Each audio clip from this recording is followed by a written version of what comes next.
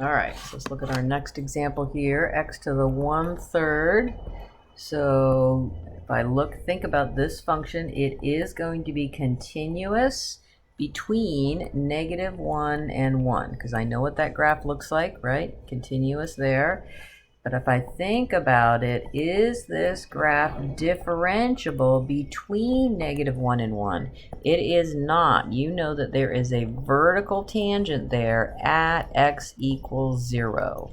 So because of that, we cannot go and find the value of c that satisfies the mean value theorem. We're done with that one. All right, next, let's look at sine of x. Is it differentiable and continuous between 0 and pi? So let's think about this function is continuous on 0 to pi. And this function is differentiable between 0 and pi. So it does satisfy the criteria.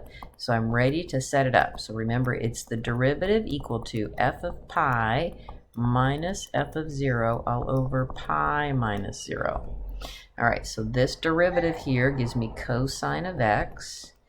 Evaluating the function at pi gives me 0 minus 0 over pi. So I just get cosine of x equaling 0. So when does that happen? When does cosine of x equal 0 on the interval between 0 and pi? Well, that's going to happen at 3 pi over 2 and pi over 2. So those are the two values that satisfy the conclusion of the theorem. All right, let's go to this one here.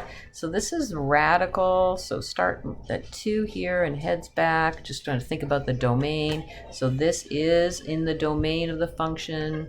So if I was to think about, is this function continuous on -7 to 2? Yes, it is. Is this function differentiable between -7 and 2? It is. As long as I don't include an endpoint, then I've got a nice differentiable function. All right, so let's set it up to find the value c, could be more than 1, where the mean value theorem is satisfied.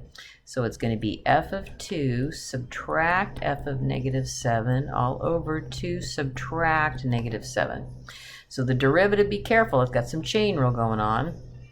1/2 2 minus x to the -1/2 times -1 equaling, so when I substitute in 2 I get 0, subtract, if I substitute in -7 I get √9, and then down in the denominator here I get 9.